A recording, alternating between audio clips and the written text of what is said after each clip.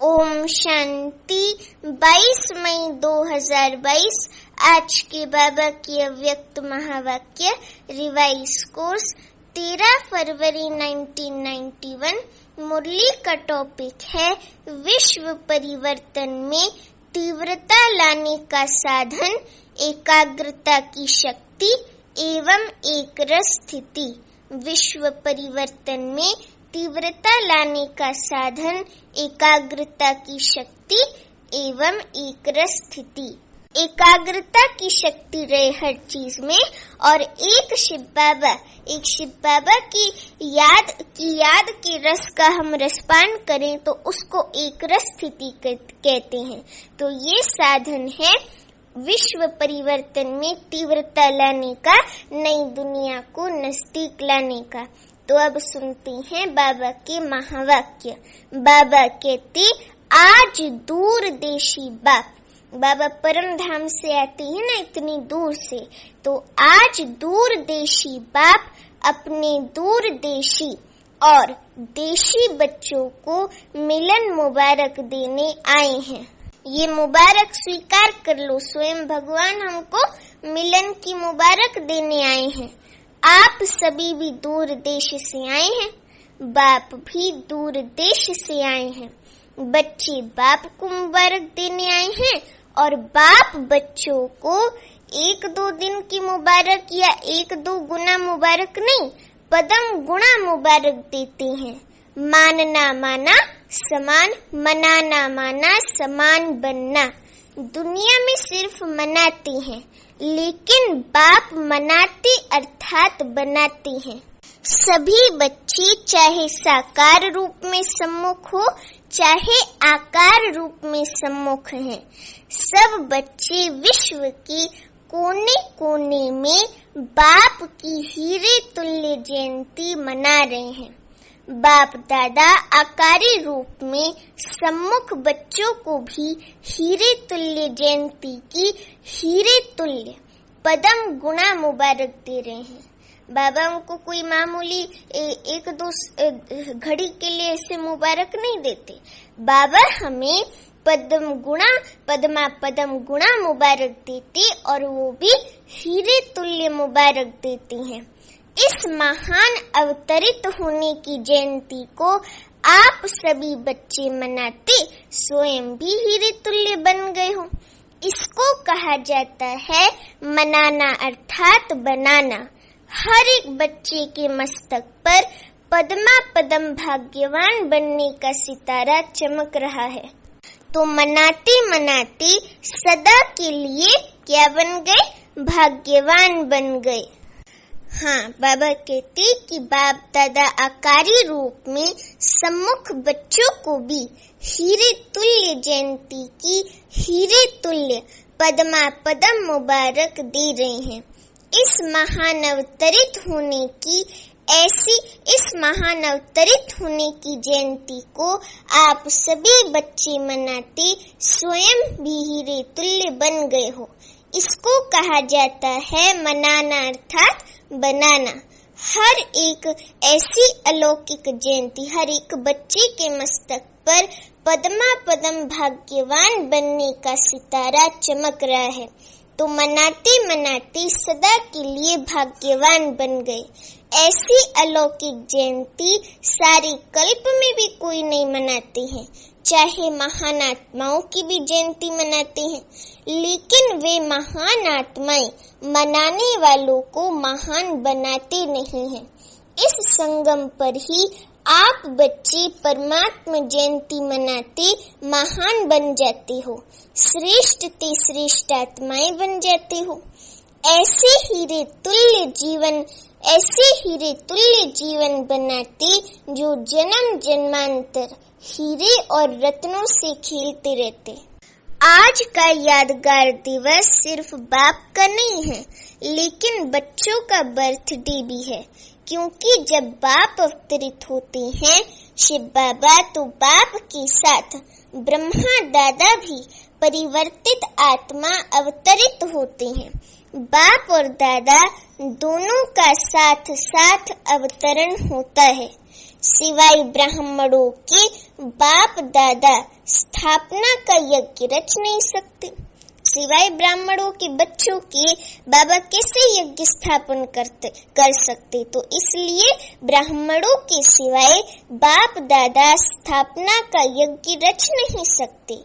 इसलिए बाप दादा और ब्राह्मण बच्चे साथ साथ अवतरित होते हैं। तो किसका जन्मदिन कहेंगे, आपका या बाप का? आपका भी है ना, बाप की जयंती सो बच्चों की जयंती, और बच्चों की जयंती सो बाप की जयंती। तो बाबा कहते कि आपका भी जन्मदिन है ना, तो आप बाप को मुबारक देते और बाप आपको जन्मदिन की मुबारक देते। शिव जयंती अर्थात परमात्मा जयंती को महाशिवरात्रि क्यों कहते हैं? सिर्फ शिवरात्रि नहीं कहते, लेकिन महाशिवरात्रि कहते हैं। क्यों? क्योंकि इस अवतरित दिवस पर शिव बाप, ब्रह्मा दादा और ब्राह्मणों ने महान संकल्प का व्रत लिया। वो महान संकल्प कौन सा है? सुनो ध्यान से। महान संकल्प का व्रत लिया कि विश्व को पवित्रता के व्रत से महान श्रेष्ठ बनाएंगे। विशेष आदि देव ब्रह्मा अपने निमित्त ब्राह्मण आदि बच्चों के साथ इस महान व्रत लेने के निमित्त बने। तो महान बनाने के व्रत लेने का दिव्य दिवस है, इसलिए महाशिवरात्रि कहा जाता है। और आप ब्राह्मण बच्चों ने ये महान व्रत लिया, इसके यादगार स्वरूप आज तक भी भक्त लोग व्रत रखते। कोई देवी की पूजा या शिव बाबा की भी पूजा होती है भक्ति में, तो व्रत वगैरह करते हैं। तो हमने ये व्रत लिया है कि पवित्रता के व्रत से इस विश्व को श्रेष्ठ बनाएंगे। तो इसलिए भक्ति मार्ग में भी हम देवताओं की पूजा के लिए वो लोग व्रत रखते हैं भक्त लोग।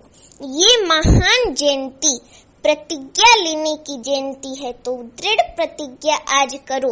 जो भी जिस भी संस्कार को छोड़ना चाहते हो या जो कुछ करना चाहते हो, तो बाबा से आज अभी ही प्रतिज्ञा कर लो। समझो ये प्रतिज्ञा लेने की जयंती है। एक तरफ प्रत्यक्ष होने की जयंती है, दूसरी तरफ प्रतिज्ञा लेने की जयंती है। आदि समय में आप सभी कहाँ कोने में चले गए थे? कितने कोने में चले गए, लेकिन बाप ने मिट्टी में छिपे हुए अपने हीरे तुल्य बच्चों को ढूंढ लिया ना। कहते हैं कि हीरा जो है वो कोयले की खान में ही मिलता है। तो बाबा ने इस कलयुगी दुनिया रूपी कोयले की खान से कैसे इतना खोज करके, इतना हटा के, इतनी खोज करके, कोयले को हटा के इतनी हमारी खोज की, और उसके बाद बाबा ने हमें 800 करोड़ आत्माओं में से खोजा है। तो समझो हम कितने भाग्यवान थे, भाग्यवान हैं और रहेंगे। और तो अपने भाग्य पर पद्मा पदम गर्व करो और ये समझो कि मैं पद्मा पदम भाग्यशाली आत्मा हूँ, जो करोड़ों आत्माओं में से बाबा ने मुझे चुना। बाबा हम अपने बच्चों को, हीरे तुल्य बच्चों को बाबा इतनी 800 करोड़ आत्माओं में से कैसे खोज करके निकालते हैं? तो बाबा ने हम बच्चों को ढूंढ लिया ना। अभी तो विश्व के कोने कोने में आप होलीएस्ट और हाईएस्ट हीरे चमक रहे हो। बाबा की प्रत्यक्षता भी धीरे धीरे हो रही है ना। तो बाबा कहते कि अभी तो विश्व के कोने कोने में आप होलीएस्ट माना होली हंस और हाईएस्ट माना ऊंची स्थिति में रहने वाले हीरे चमक रहे हो। तो ये परमात्मा जयंती के व्रत और प्रतिज्ञा का फल है। आप सभी अब भी चारों ओर शिव बाप के झंडे के आगे प्रतिज्ञा लेते हो ना। तो ये आदि रस्म की अंधकार में जो व्यक्ति व वस्तु जैसे होती है वैसे दिखाई नहीं देती है, होते हुए भी दिखाई नहीं देती। जब बाप अवतरित होती हैं तो आप भी जो आप हैं, जो हैं जैसे हैं, न अपने आप को देख सकते थे और न बाप को देख व जान सकते थे। मैं आत्मा हूँ ये होते हुए भी ज्ञान व अनुभव के नेत्र द्वारा देख नहीं सकते थे। जब हम बाबा के ज्ञान में नहीं थे तो हम ज्ञान के तीसरे नेत्र से ये भी नहीं देख सकते थे कि हम एक आत्मा है। तो बाबा कहते कि नेत्र होते हुए भी अंधकार में थे। नेत्र यथार्थ कार्य नहीं करते थे, स्पष्ट दिखाई नहीं देता था। तो आप भी अंधकार में थे ना, अपने को ही नहीं देख सकते थे। इसलिए बाप पहले इस अंधकार को मिटाते हैं, इस अज्ञान अंधेरे को बाबा करके मिटाते हैं। हमारे मन बुद्धि से जो भी भक्ति मार्ग का किचड़ा भरा है, बाबा सर्वव्यापी ये वो है, जो भी गलत भरा है वो सब निकल जाता है। बाबा सब अंधकार मिटा देते हैं। कहते हैं ना, ज्ञान अंजन सतगुरु दिया अज्ञान अंधेर विनाश। तो सतगुरु शिव बाबा आते हैं और ज्ञान अंजन देते हैं। ज्ञान का तीसरा नेत्र हम बच्चों को देते हैं, जिससे ये अज्ञान अंधकार विनाश हो जाता है। तो हम तो अंधकार में थे, बाबा ने हमें कहां से कहां ढूंढा, कहां से बाबा हमको कहां लेकर आ गया। तो इसलिए बाप पहले अंधकार को मिटाते हैं। तो शिवरात्रि अर्थात अंधकार को मिटाए यथार्थ का प्रकाश प्रज्वलित होना, सत्य का प्रकाश प्रज्वलित होना। इसलिए शिवरात्रि कहकर मनाते हैं।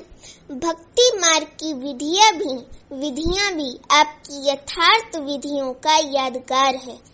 एक तरफ भक्तों की विधि और दूसरी तरफ है बच्चों की संपूर्ण विधि।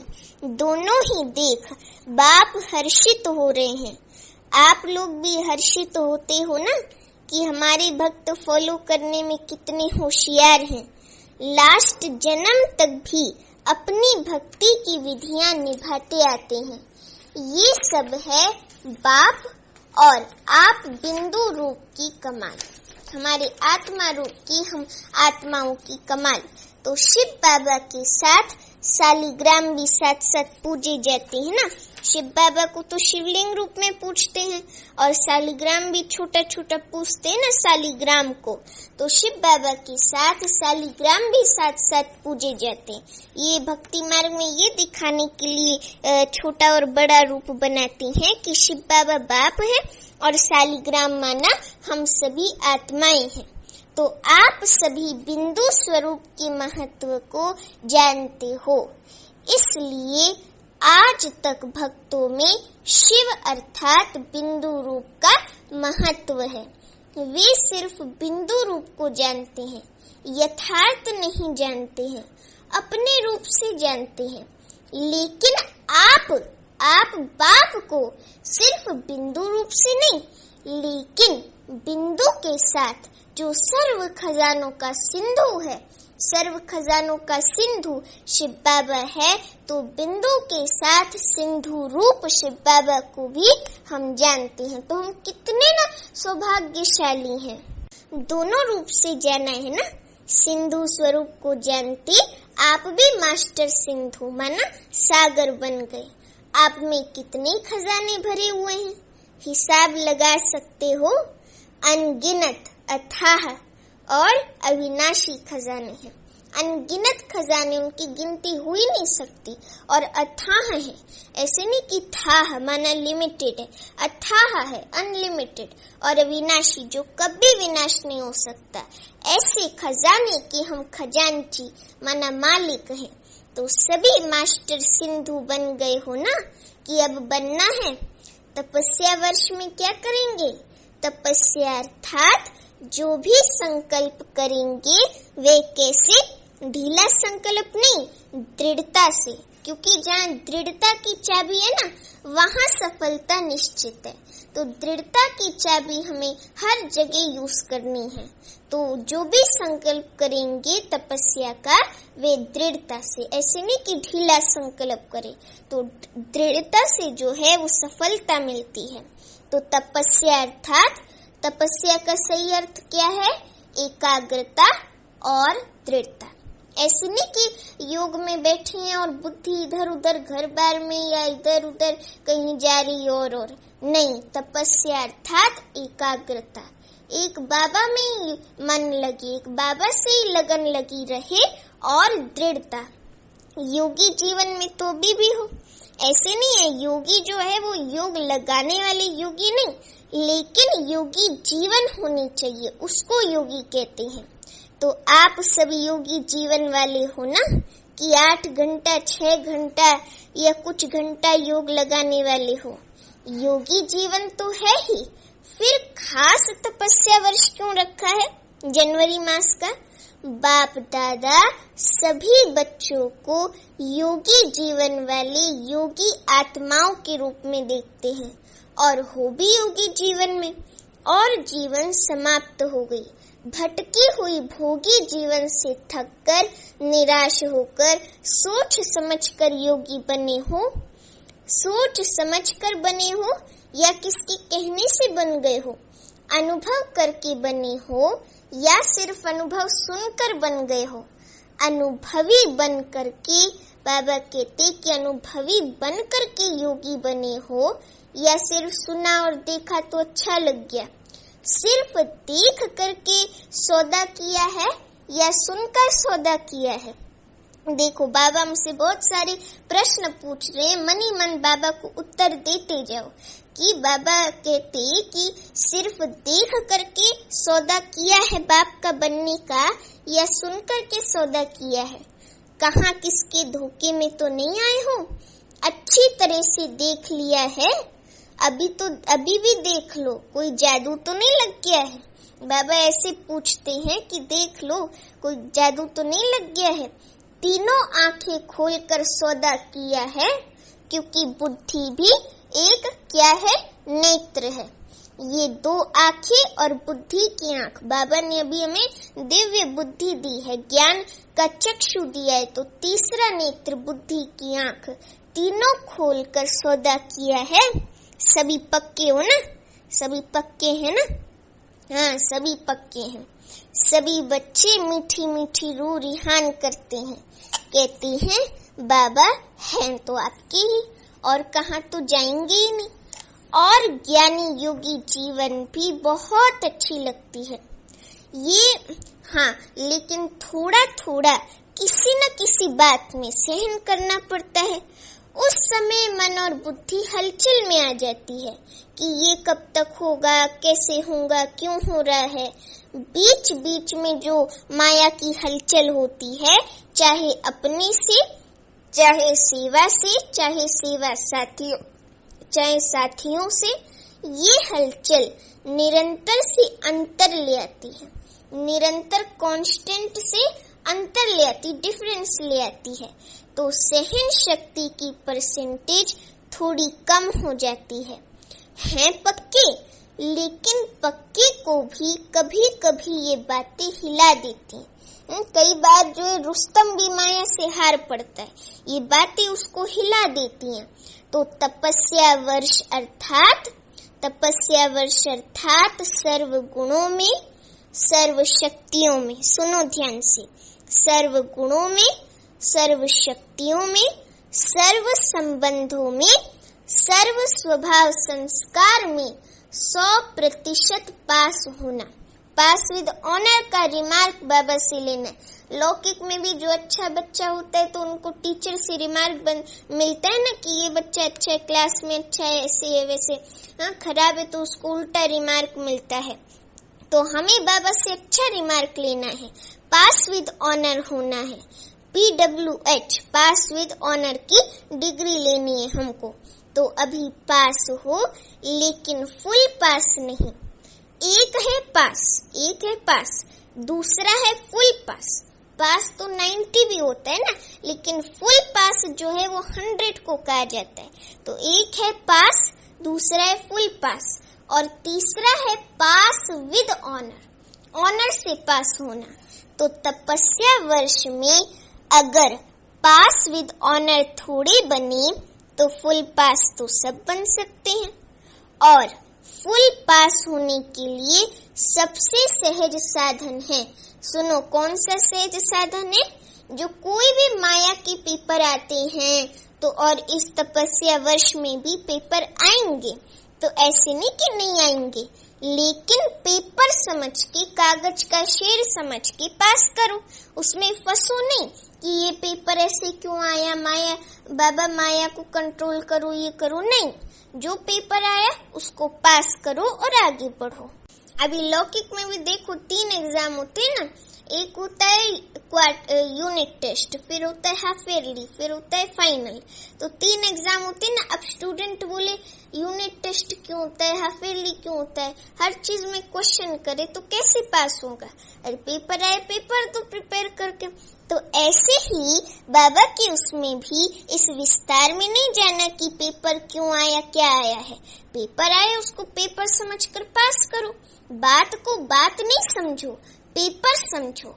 पेपर के क्वेश्चन के विस्तार में नहीं जाते कि ये क्यों आया, कैसे आया, किसने किया, उसको हल किया जाता है। तो पास होने का सोचकर पेपर को पार करते हैं। तो पेपर समझकर पास करो, उसके विस्तार में नहीं जाओ। सार रूप बन करके, समाधान स्वरूप बन करके उसको पास करो। ये क्या हो गया, ऐसे होता है क्या, या अपनी कमजोरी में भी ये नहीं सोचो कि ये तो होता ही है। अपने लिए सोचते हो कि ये तो होता ही है, इतना तो होगा ही, और दूसरों के लिए सोचते हो ये क्यों किया, क्या किया। इन सब बातों को पेपर समझकर फुल पास होने का लक्ष्य रख करके पास करो। पास होना है, पास करना है और बाप के पास रहना है, तो फुल पास हो जाएंगे। समझा, समझे, समझना अर्थात बनना।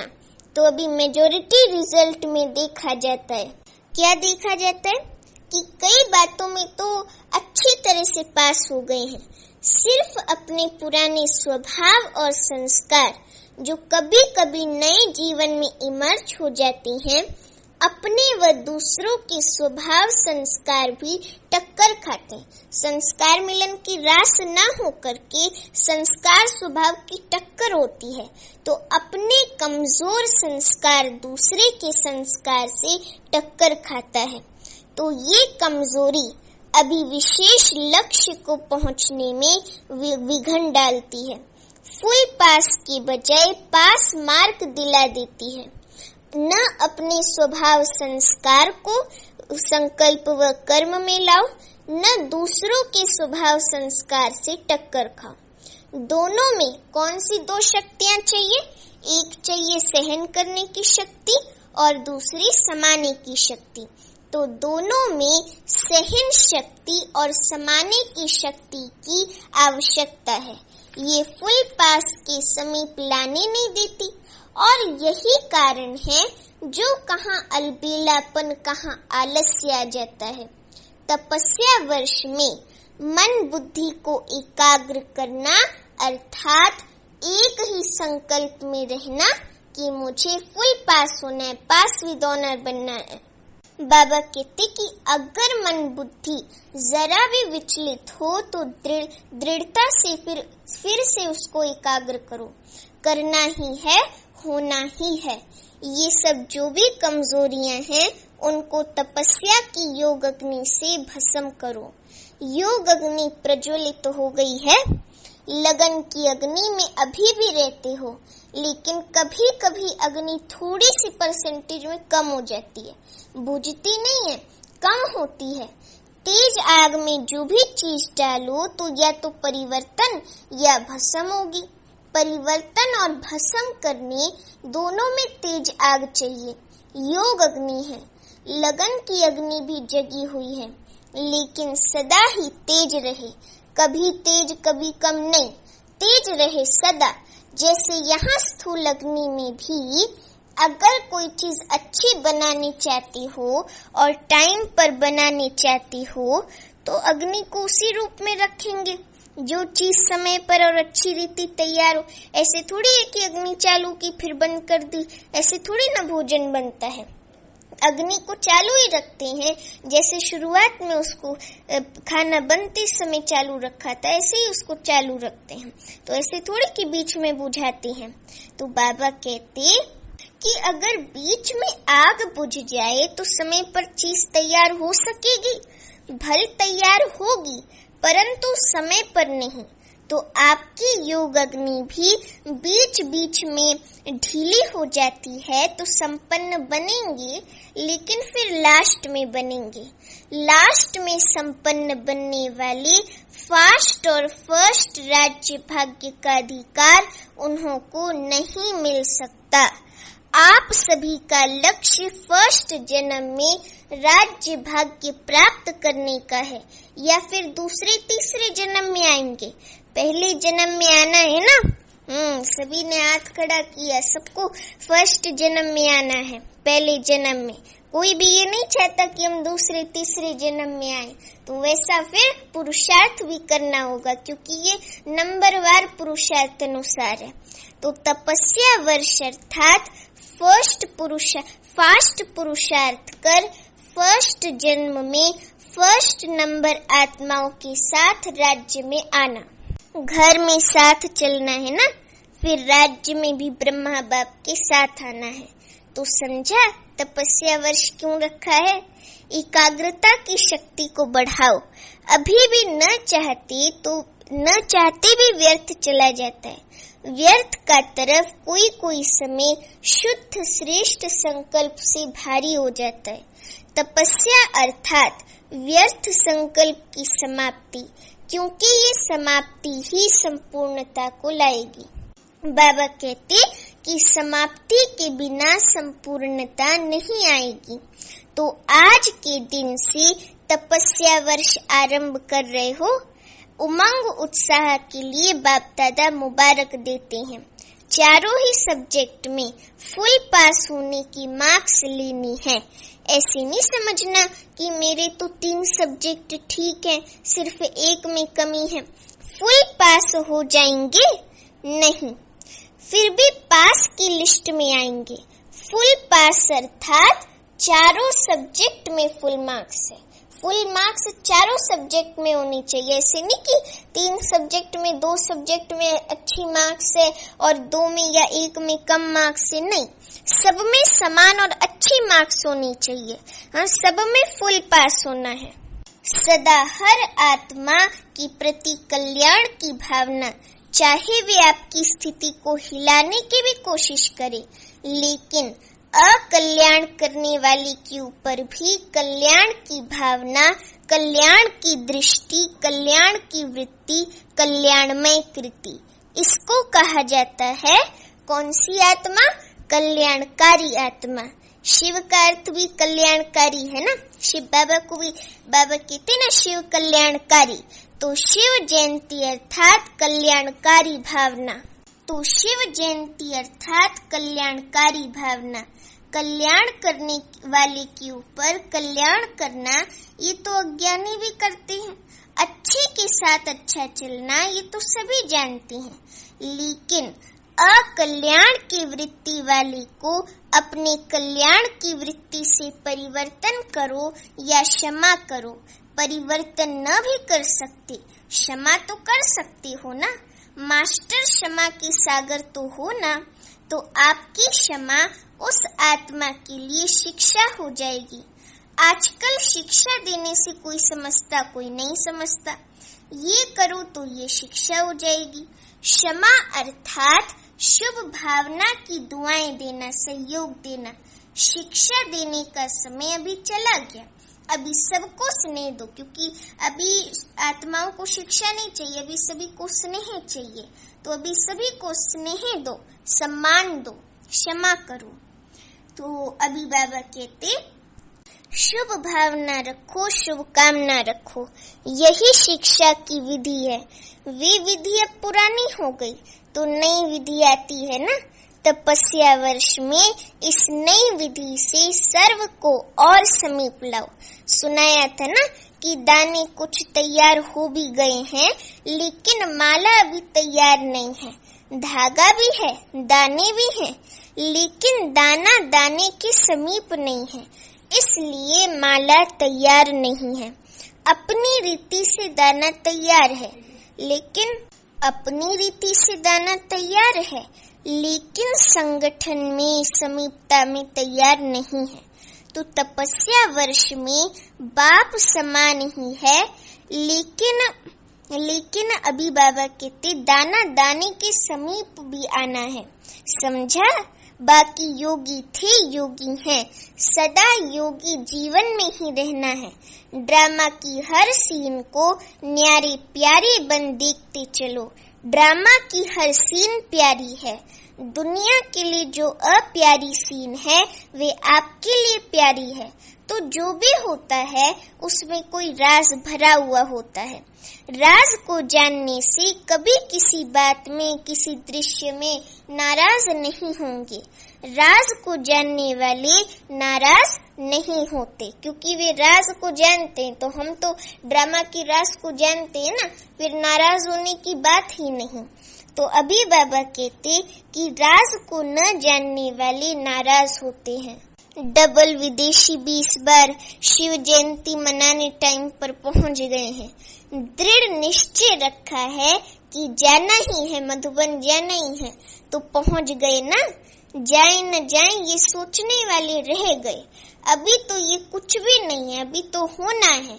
अभी प्रकृति ने फुल फोर्स की हलचल शुरू नहीं की है, करती है, लेकिन फिर भी आप लोगों को देखकर थोड़ी ठंडी हो जाती है। वे भी डर जाती है कि मेरे मालिक तैयार नहीं है। किसकी दासी बने, निर्भय हो ना, डरने वाले तो नहीं हो ना। लोग डरते हैं मरने से, और आप तो तैयारी हो, तो आप तो हो ही मरे हुए। हम तो मरजीवा जन्म लिए हैं ना हमने, तो हम तो हैं ही मरे हुए। तो पुरानी दुनिया से मरे हुए हो ना। हमारा पुरानी दुनिया से कोई रिश्ता नहीं, तो हम पुरानी दुनिया से मरे हुए हैं। मरजीवा जन्म हमने लिया है। तो नई दुनिया में जीते हो, पुरानी दुनिया से मरे हुए हो। तो मरे हुए को मरने से क्या डर लगेगा। और ट्रस्टी हो ना। अगर कोई भी मेरापन होगा तो माया बिल्ली म्याऊ म्याऊ करेगी, माना मैं आऊं, और आप फिर दरवाजा भी खोल दोगे तो माया तो आ गई। तो आप तो हो ही ट्रस्टी। शरीर भी मेरा नहीं। लोगों को मरने का फिक्र होता है, या चीजों का या परिवार का फिक्र होता है। आप तो हो ही ट्रस्टी। हम तो हैं ही न्यारे प्यारे। तो न्यारे हो ना कि थोड़ा थोड़ा लगाव है। बॉडी कॉन्शियसनेस है तो थोड़ा थोड़ा लगाव है। इसलिए तपस्या अर्थात ज्वाला स्वरूप निर्भय।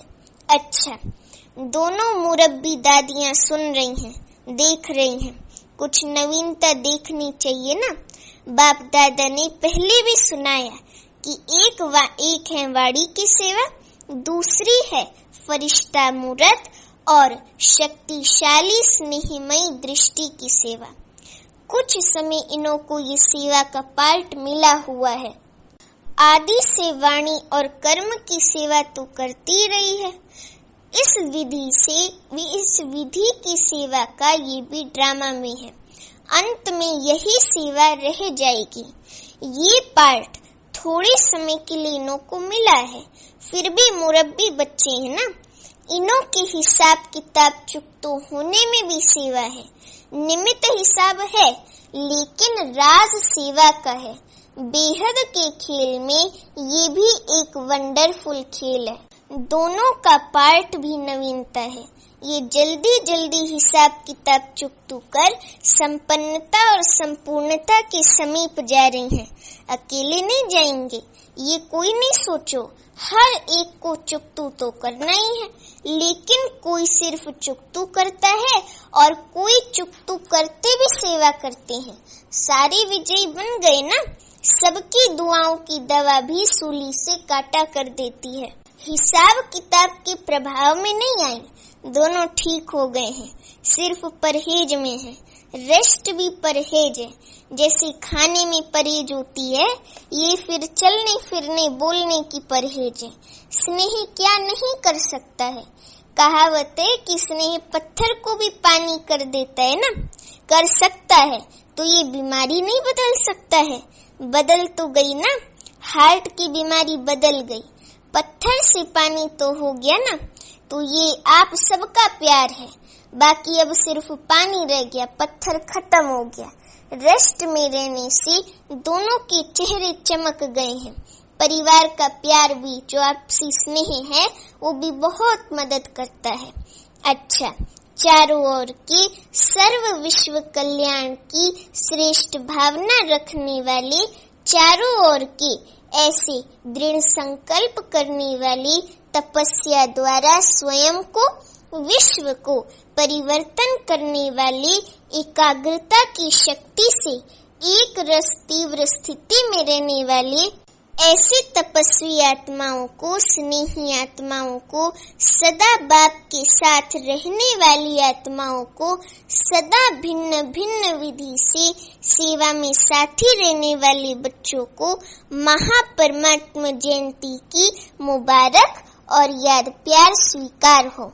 और साथ साथ नमस्ते। अभी हम रूहानी बच्चों की माता पिता बाप दादा को महापरमात्मा जयंती की मुबारक और याद प्यार और साथ साथ नमस्ते। अभी वरदान है, समय और परिस्थिति प्रमाण अपनी श्रेष्ठ स्थिति बनाने वाली अष्ट शक्ति संपन्न भव। समय और परिस्थिति प्रमाण अपनी श्रेष्ठ स्थिति बनाने वाली अष्ट शक्ति संपन्न भव।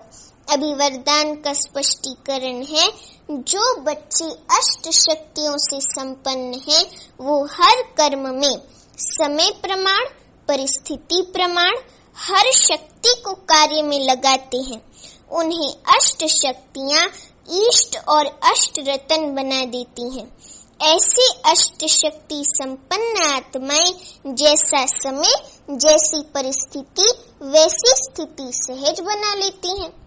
उनकी हर कदम में सफलता समाई रहती है। कोई भी परिस्थिति उन्हें श्रेष्ठ स्थिति से नीचे नहीं उतार सकती।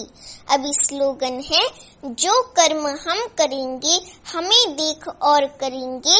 ये स्लोगन सदा स्मृति में रहे तो कर्म श्रेष्ठ हो जाएंगे। फिर अपने कर्मों की चेकिंग भी होती रहेगी ना, क्योंकि ये भान रहेगा कि हम जो कर्म कर रहे हैं वे और देख रहे हैं, और जो हम कर्म करेंगे वही हमें देख और करेंगे। तो इसलिए ये स्लोगन जो है, जब सदा स्मृति में रहता है तो हमारे कर्म श्रेष्ठ बनते जाते हैं। तो ये थी बाबा की आज की मुरली, और बाबा ने हमें बताया कि हमें जो है विश्व परिवर्तन के लिए एकाग्रता की शक्ति और एकरस स्थिति का अभ्यास करना है। और बाबा ने बहुत सी ऐसी बातें बताई जिससे हमारा ध्यान तपस्या की ओर खिंचता है, और अभी अंत समय में तपस्या ही जरूरी है। तपस्या बल जो है, जो तपस्या का योग बल है, उसी से विश्व परिवर्तन होगा और नई दुनिया नजदीक आएगी। तो अभी तपस्या वर्ष में और तीव्रता लानी है, और एक रस स्थिति और एकाग्रता की शक्ति से बाबा को मदद करनी है स्वर्ग की स्थापना करने में। अच्छा, ओम शांति।